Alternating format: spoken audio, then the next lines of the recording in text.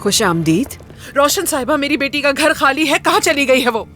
فکر کرنے کی کوئی بات نہیں ہے, پرسکون ہو جائیں, بیٹھ جائیں تھوڑی دیر. ہماری بیٹی نہیں مل رہی, پرسکون کیسے ہو سکتے ہیں؟ روشن صاحبہ آپ بتائیں گی کہ کہاں ہے وہ؟ پریشان ہونے کی کوئی بات نہیں ہے. ترکان اپنے شوہر کے ساتھ گھومنے کے لیے گئی ہوئی ہے. اب دیکھیں نا, ان کی نئی نئی شادی ہوئی ہے, ہر وقت تو ان کا پیچھا نہیں کر سکتے نا. صحیح کہا نا محترمہ؟ کیا مطلب گھومنے گئی ہے؟ میری بیٹی ہسپتال میں کیوں داخل تھی؟ جب ہماری ہاسپٹل میں ملاقات ہوئی تو آپ نے کہا تھا کہ آپ کسی رشتہ دار سے ملنے آئی ہیں. ترکان کا کیوں نہیں بتایا آپ نے مجھے؟ ہماری بیٹی کی حالت خراب تھی, دوسروں سے پتا چلتا ہے ہمیں. کیا آپ بتانا پسند کریں گے آخر ہماری بیٹی کے ساتھ کیا ہوا تھا؟ جس نے بھی بتایا ہے اس نے بڑھا چڑھا کر ہی بتایا ہے. ہاں, تھی ہاسپٹل میں. ترکان پاؤں پھسلنے کی وجہ سے سیڑھیوں سے گر گئی تھی. بس معمولی سی چوٹ آئی تھی اسے, اور ہم لوگ اسے فوراً ہاسپٹل لے کر گئے. میں نے اسے کہا تمہارے والدین کو بتا دیتی ہوں, مگر اس نے اصرار کیا کہ آپ کو نہ بتائیں, آپ لوگ پریشان ہو جائیں گے. یہ کیسے ممکن ہے؟ کیسے ممکن ہے؟ آپ اتنی غیر ذمہ دار کیسے ہو سکتی ہیں؟ آپ کو تو بتانا چاہیے تھا ہمیں. مجھے ان پر یقین نہیں ہے بابا. ان سے پوچھیے آپ اتنے دنوں تک ہاسپٹل میں کیوں رہی. انہوں نے ہمیں ضرور یاد کیا ہوگا, بلایا ہوگا. بالکل. اگر وہ ٹھیک نہ ہوتی تو کیا لگتا ہے آپ کو کہ میں اسے اس حالت میں جانے کی اجازت دے سکتی تھی؟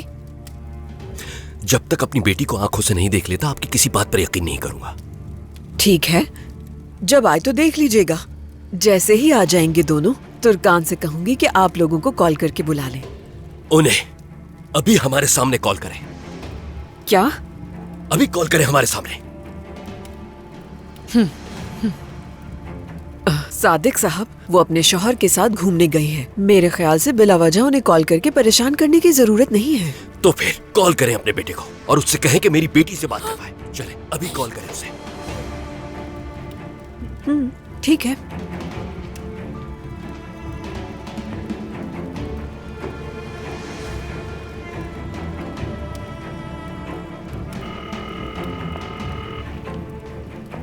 رنگ جا رہی ہے, ریسیو نہیں کر رہا وہ. یہ لیں, آپ خود چیک کر لیں, تسلی ہو جائے گی.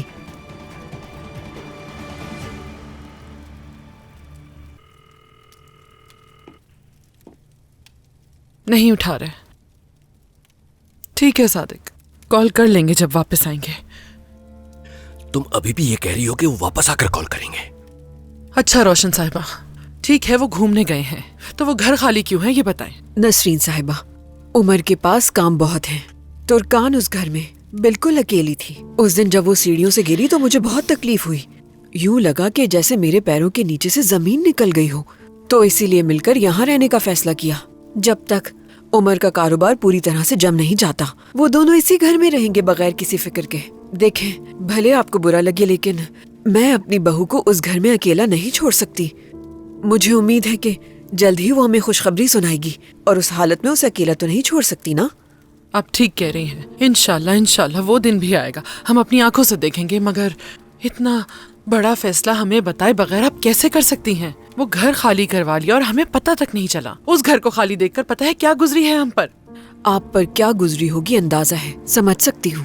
اگر میں آپ کی جگہ ہوتی تو پتہ نہیں کیا کر گزرتی. مگر دیکھیں, ہمارا تعلق یہاں کے مشہور خاندانوں میں سے ہے. سب لوگ جانتے ہیں ہمیں, اور آپ لوگ تو اب ہمارے خاندان کا حصہ بن چکے ہیں, تو سمجھنے کی کوشش کریں ہمیں. ٹھیک کہا نا؟ مجھے ان کی کہی کسی بات پر یقین نہیں. اب ضرور ہم سے کچھ چھپا رہی ہیں, لیکن سچ جلد یا بدیر سامنے آ ہی جائے گا. لیکن میری بیٹی کا ایک اور گھر موجود ہے, یہ یاد رکھیے گا. بالکل.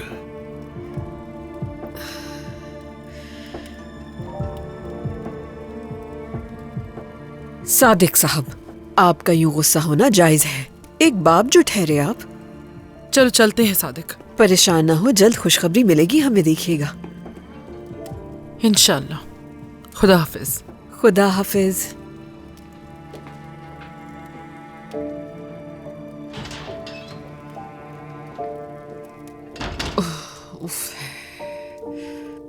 روشن صاحبہ, آپ کا فون بج رہا تھا, مجھے لگا کوئی ضروری کال ہوگی آپ کے لیے, اس لیے لے آئی. نہیں, میرے فون کا کب کس طرح سے استعمال کرنا ہے یہ میں اچھی طرح جانتی ہوں.